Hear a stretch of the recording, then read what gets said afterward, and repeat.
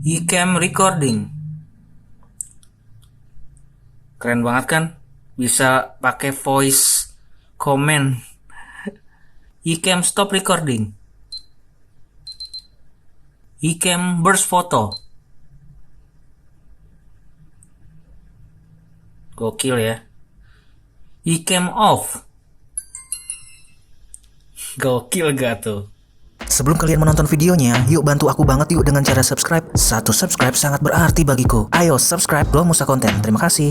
Cek playlist channel Bro Musa Konten jika kalian suka dengan jenis atau genre video seperti ini. Hai bro semua, kembali lagi dengan Bro Musa Konten. Pada video kali ini saya akan membahas action kamera lagi nih, karena udah sekian lama kita nggak bahas-bahas action kamera. Nah, action kamera yang akan saya bahas yaitu saya review, saya beritahu spesifikasinya, dan juga saya beritahu fitur-fitur apa aja yang termasuk di dalamnya, dan juga hasilnya. Nah, lengkap banget kan? Makanya simak video ini dan jangan di skip-skip ya, karena kita akan bahas Ecamm versi 2 4K. Oke, jadi saya mau cerita sedikit ya. Saya baru aja membeli action kamera second sih, akan tetapi worth it banget. Harganya itu kalian bisa tebak ya, harganya ini saya beli berapa? Berapa? 500.000 aja. 500.000 dengan unit, memori, dan baterai 1400 mAh, dan juga housing waterproofnya ya, dilengkapi dengan arm kayak gini. Cuma 500.000, akan tetapi ada minusnya itu wifi-nya mati.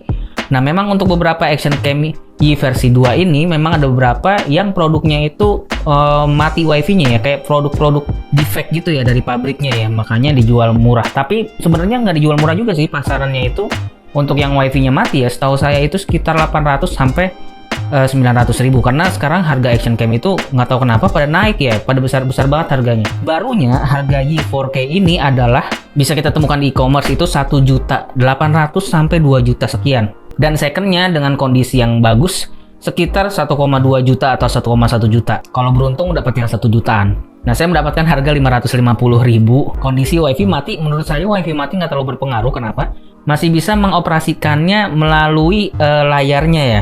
Ini bisa ganti-ganti resolusi, mengaktifkan AIS, lalu merubah point of view-nya itu melalui layarnya aja udah bisa ya, jadi nggak perlu wifi lagi sih. Beda dengan Ecamm basic versi yang pertama ya, dia kan nggak ada layarnya. Oke, sekarang kita masuk langsung aja ke spesifikasinya ya.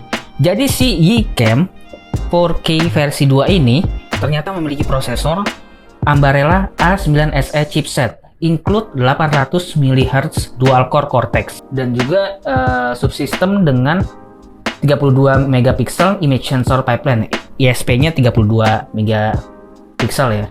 Nah, image sensornya, sensor dari action cam ini memiliki sensor Sony IMX377 dengan 12 megapiksel CMOS image sensor with Exmor.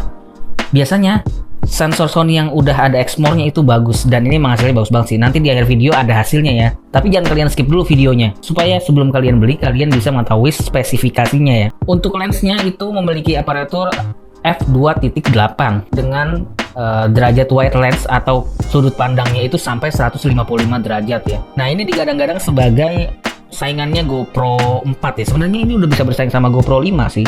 Ini juga memiliki wifi dengan dual band 5 GHz. Akan tetapi kondisi unit yang saya beli ini karena second, harganya cukup murah, wifi-nya itu mati ya, jadi nggak berfungsi. Tetapi semua bisa dilakukan di layar LCD dari action cam-nya ya. Lalu untuk video modenya itu banyak banget resolusinya, kalian pasti bakal pusing. Mulai dari 4K, 4K Ultra. Ultra di sini adalah ultra wide ya, jadi semakin luas pandangannya gitu. Jadi ada dua tipe sih yang saya lihat di sini, dua tipe resolusi, yaitu 4K biasa dan 4K Ultra. Terus Full HD biasa dan Full HD Ultra. Terus juga ada 1440p dengan FPS yang berbeda-beda, dan juga ada HD dengan FPS yang berbeda-beda. Pokoknya ini keren banget sih. Paling tinggi itu Full HD bisa sampai direkam 120 FPS ya. Dan field of view-nya atau derajat lebar dari si lensanya ini bisa kita atur juga mulai dari wide, medium, dan narrow. Nah, hasil dari perekamannya atau video formatnya adalah H264 codec ya, MP4 file format, dan cukup besar, kurang lebih itu 1,5 GB untuk 5 menit ya, di Full HD 60 fps. Lumayan gede banget sih ini filenya. Punya fitur timelapse juga, lalu slow motion, video foto, dan loop recording, jadi terus berulang ya recordingnya. Memiliki AIS juga, akan tetapi AIS-nya itu aktif di Full HD 30 atau 60 fps, terus HD atau 720p 30 dan 60 fps, dan juga 2K ya, video 2K, jadi setengahnya dari 4K 2K sampai 60 fps itu masih dapat AIS-nya ya. Lalu ini juga ada fitur auto low light, jadi kalau malam hari itu nggak terlalu gelap-gelap banget ya, tapi kalau saya nggak terlalu suka karena membuat gambarnya itu kontrasnya menjadi tinggi ya, dan juga banyak noise-nya, jadi saya seringkali menonaktifkan auto low light ini ya. Lalu memiliki juga lens distortion correction, di mana action kamera kan biasanya kalau ketika kita rekam itu agak bengkok-bengkok gitu ya pinggir-pinggirannya, artinya yang direkam itu agak cembung. Nah, dengan lens distortion correction ini bisa kita atur sedemikian rupa sehingga jadi lurus aja gitu.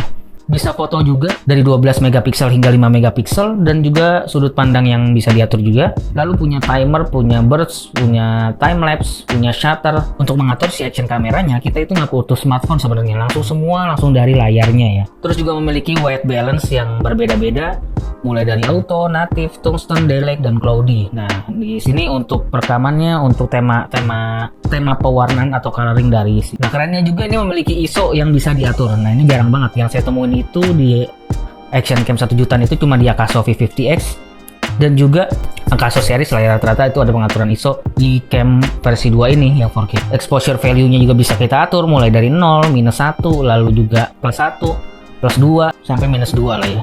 Nah, metering modenya atau pencahayaannya, mode pencahayaannya ini ada 3 jenis, average, spot, dan center. Lalu ada video quality juga bisa kita atur mulai dari high, medium, dan low grades. Kalau saya sih selalu setting di high ya. Nah, untuk baterainya ini kuat sampai kurang lebih 2 jam untuk Full HD 60 fps ya. Artinya 1080p 60 fps itu kuat sampai kuat merekam hingga 2 jam ya satu baterainya. Tapi kalau 4K mungkin lebih singkat lagi ya, karena 4K itu kan resolusinya tinggi dan juga membutuhkan memori yang cukup mumpuni ya untuk merekam 4K ya. Jadi saya jarang sih merekam dengan 4K. Lalu apa yang kita tangkap atau apa yang kita rekam dan apa yang kita foto itu bisa kita lihat langsung di action cam-nya. Jadi ada pilihan albumnya ya, nggak usah dikonekin lagi untuk melihat, langsung kita play di 4K-nya udah bisa ya. Nah, kalau kalian mau beli aksesorisnya ini juga bisa pakai remote ya, bisa pakai remote Bluetooth, dan juga memiliki indikator light ya. Pokoknya kalian nggak bakal rugi deh punya ini. Terus bitrate dari perekaman ini bisa sampai 60 megabyte per second. Artinya yang benar-benar bagus ini, makanya hasilnya itu jernih dan frame rate-nya itu stabil. Untuk audionya dia nggak bisa pakai audio mic eksternal ya, jadi menggunakan mic internalnya. Tetapi mic internalnya saja menurut saya udah cukup bagus, dan juga kita nggak perlu ribet-ribet untuk berurusan dengan kabel-kabelan gitu. Saya sering kali nge-motovlog ya dengan cara menggunakan mounting yang dijepit ya di baju kayak gitu tanpa menggunakan mikrofon eksternal, itu suaranya udah bagus banget. Hasil dari contohnya juga menggunakan mic internalnya aja, yang ada mic eksternal karena di sini. Icam recording. Keren banget kan? Bisa pakai voice comment. Icam stop recording. Icam burst photo. Gokil ya. Icam off. Gokil gak tuh? Langsung kita lihat hasilnya. Nah, hasilnya ini hanya Full HD 60 fps dan juga Full HD ultra wide di 60 fps juga. Langsung aja kita lihat ya. Untuk video yang lain mengenai 4K versi 2 ini, saya akan bahas lebih detailnya, makanya jangan lupa untuk subscribe dan like. Langsung aja ke hasil dari videonya, let's go.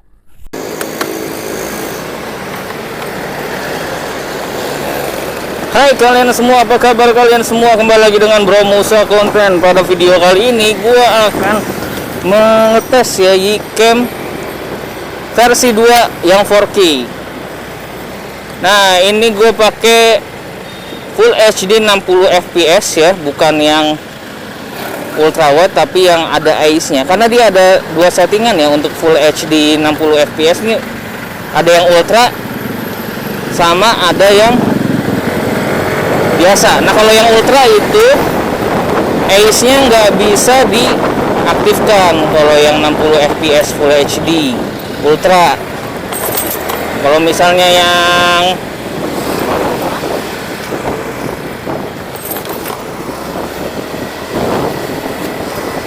yang biasa ACE-nya bisa diaktifkan. Ini gue ngaktifin yang biasa ya, gue ngetes doang sih. White balance-nya itu natif atau warna aslinya ya, white balance-nya. Lalu EV-nya minus 0,5 karena ini kan siang, pagi. Cerah. Kalau malam itu plus 1 atau plus 0,5. Kalau pagi cerah kayak gini, lu pakai minus 0,5 atau minus 1 aja ya kalau terik banget. Metering mode untuk pencahayaannya itu average. Nah, kayak gini nih guys hasilnya guys, cakep kan? Nah, ini gelap terus ntar terang lagi, gelap terus ntar terang lagi. Ini gue ngetes tipis-tipis aja ya. Kenapa gue nggak pakai 4K? Karena gue nggak butuh, dan teman-teman juga pasti nggak sering banget nonton yang di resolusi 4K kan kalau di YouTube kan, karena berat bufferingnya. Kalau pakai kuota ngabisin kuota parah.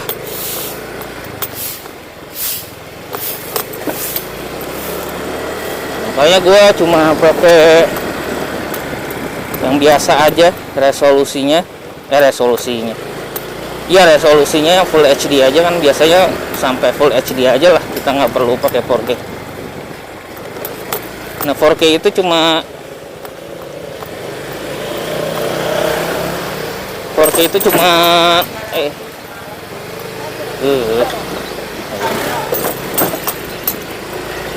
cuma 30 fps ya. Kalau 2K itu baru bisa sampai 60 fps, full HD 60 fps.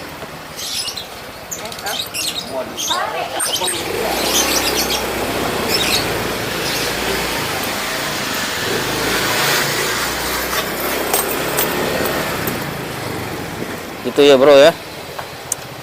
Ini ngetes tipis-tipis saja, jadi mungkin sampai sini aja dulu ya pengetesannya ya. Nanti kita tes lebih lanjut lagi ya mengenai semua fiturnya. Oke.